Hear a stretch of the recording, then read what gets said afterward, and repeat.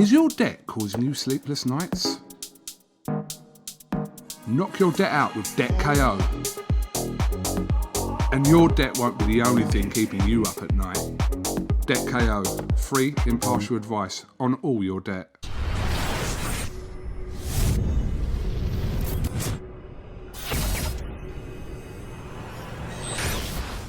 This is AHMED for IFL TV in association with MTK Global at Box Up Crime here in Ilford. I'm joined by OD for a long time. We haven't done an interview. It's been spoken loads, but it's been months. But yeah, I'm back on IFL TV.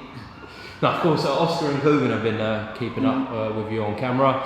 So let's start with a few weeks ago now in Wakefield, where I mean, we were just speaking about in the car OD. Many boxers can't get out at this present time. Not only have you got out, you got a victory, and you've also secured yourself a contract that could change your life. Yeah. But since the win, have you been thinking about that? Have you just switched off? I haven't really thought about boxing. I haven't spoken to MTK. I haven't spoken to anyone yet. My phone's just been off. Like, don't phone me.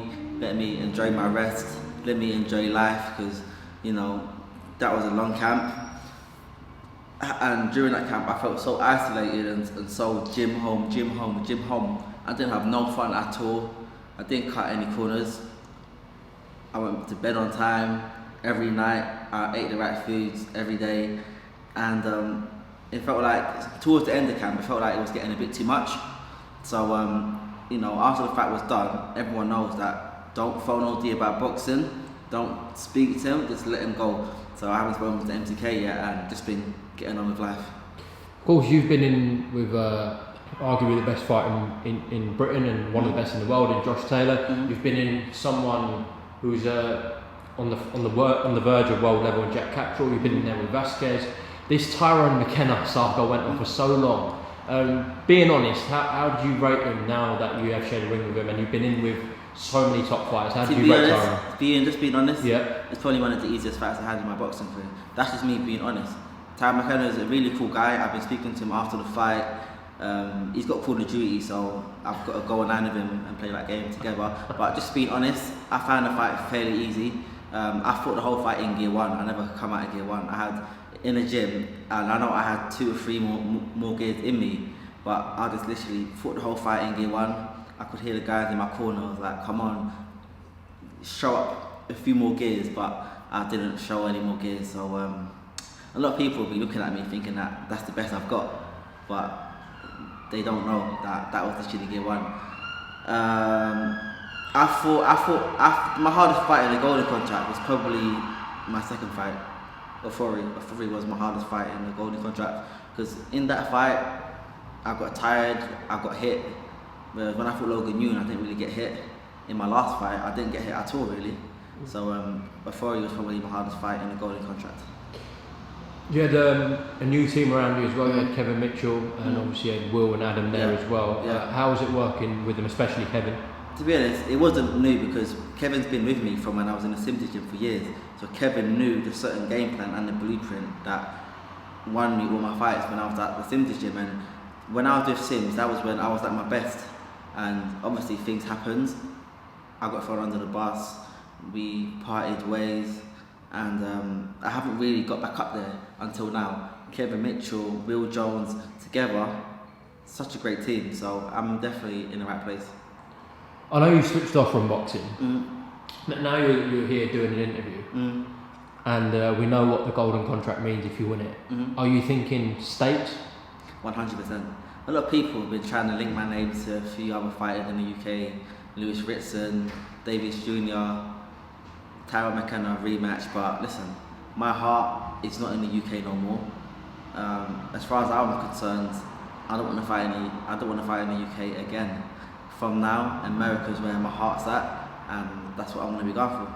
Well, we know MTK and Top Rank have a very good relationship, so listen, who knows what could happen. Exactly. Let me ask you though about the domestic fighters still. If RITSON was to come through this Saturday night, and the offer was correct, would you entertain that fight? To get me to fight in the UK again, if the money's right, mate, I'll do anything for the right price. So as long as the money's right, then I'll take the fight. But it probably won't be right, so America is where we're going to. Do you think Ritson will take the fight with you? 100%. Like Ritson's been talking about fighting Regis Prograis, who's like literally one of the best pound for pound. So if he's hoping to get that fight, of course he'll fight me. Yeah, Ritson's a good fighter. He's got a heart, and yeah, just got to see. So what happened last night on Twitter? With who? So Sam Maxwell and Riddy. Oh, Sam Maxwell. So basically, Akeem Ennis-Brown, British champion, Commonwealth champion. Sam Maxwell has been begging for a shot against him. Why? Because he's 32 years old. He ain't done anything as a pro. He's done a bit as an amateur, but Sam Maxwell as a pro hasn't done anything. He's not known. He's not a name. He doesn't sell. So he's been trying to beg this fight with Akeem Ennis-Brown because Akeem's got the belts. So I just basically showed him out because he's been online begging for this fight, and I just basically said, you've been begging for this fight because you're an old man and your boxing career is going to be done in about 2.5 to 3 years.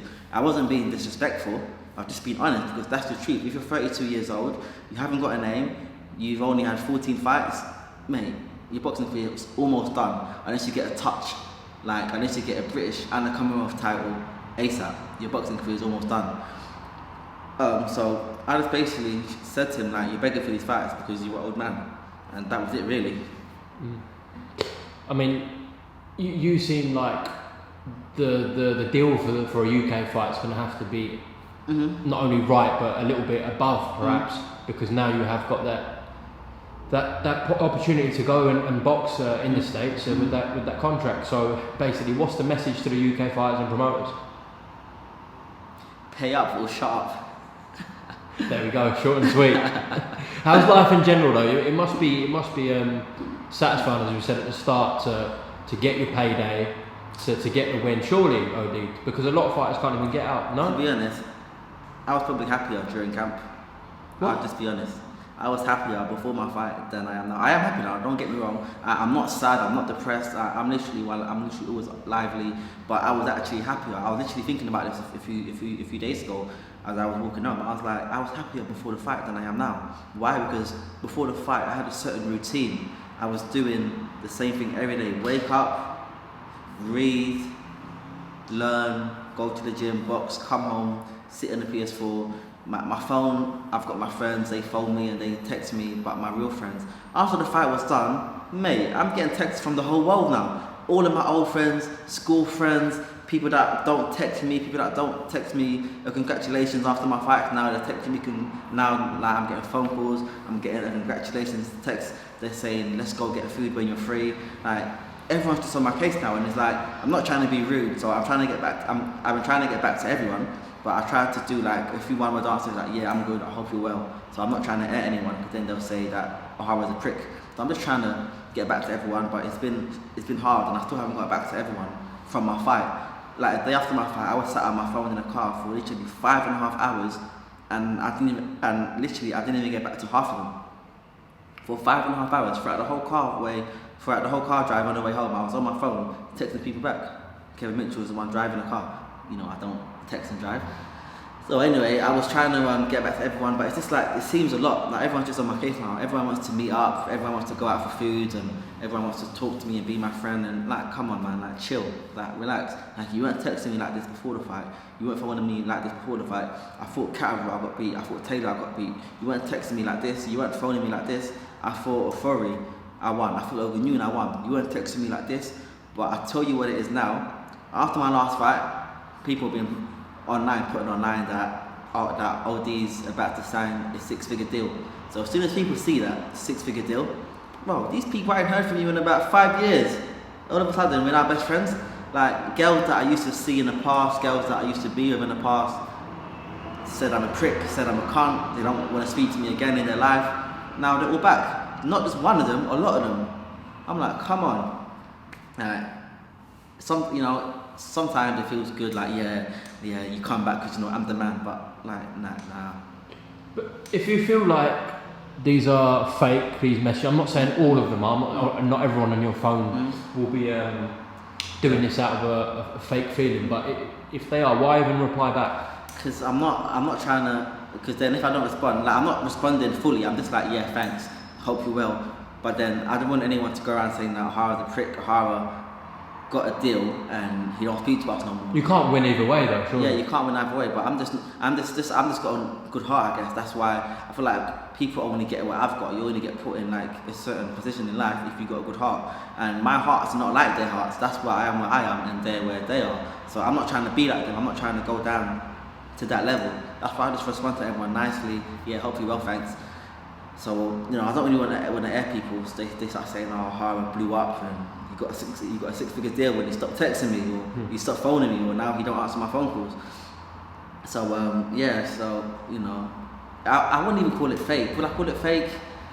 They're not fake. Are they fake people? They're just they are fake, I guess. They are fake. I've heard this from every fighter though. It's Yeah. the same story. Yeah, it's true.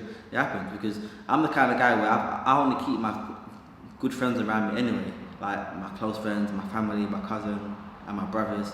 I don't really have any new friends. I don't really hang around anyone new. Like with only a few boxing people, you'll see me around. People like UMAR, you'll see me around sometimes. Anthony Yard, you'll see me around more times. So in terms of like boxing friends, I ain't got any new boxing friends. All of my boxing friends now are boxing friends that I've knew that as an amateur. I knew Anthony Yard as an amateur. UMAR as an amateur. People like that, I knew them for years. So these are the only boxing people that I kind of chill with. And a lot of my friends are people that I know, win, lose or draw, they're gonna love me. They're still gonna be there for me. But like after my last fight, it seems like all the pressure is on me now. Everyone's just on me.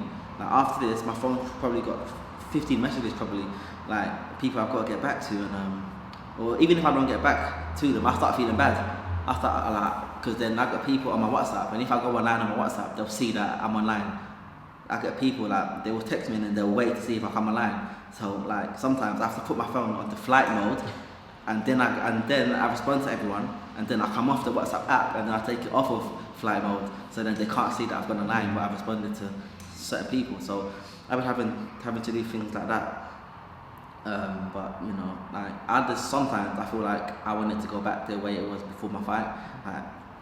Like just go gym every day, play your Call of Duty, read in the morning, do your thing, and just have a few friends texting you and that. But it's not unbearable. You can't have 5 guys though. So. I'm gonna have to get a new phone number.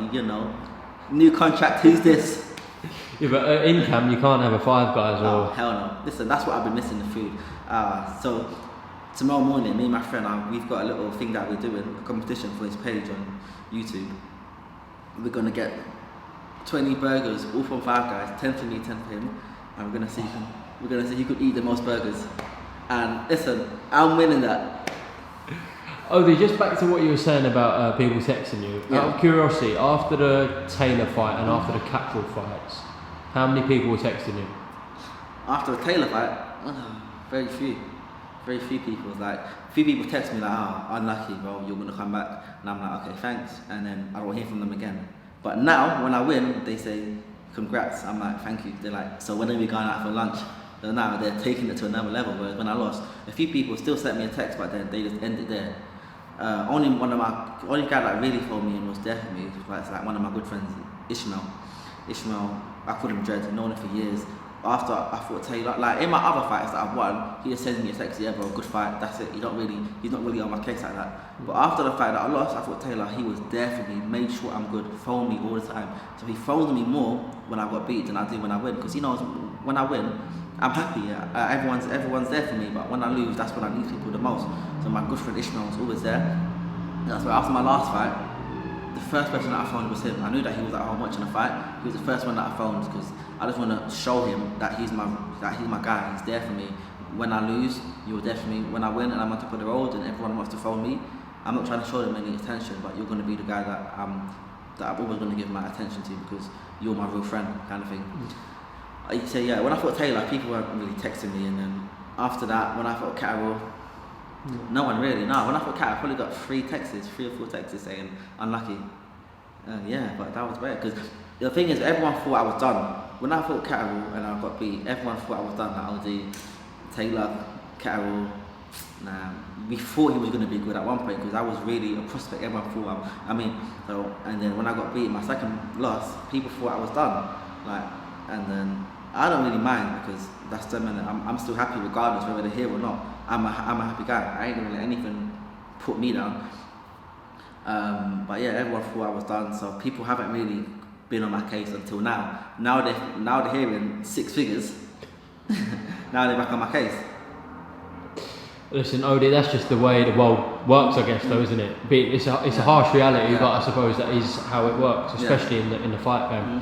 Listen, appreciate your time today, Ohara Davies. Is there anything you'd like to add before we go?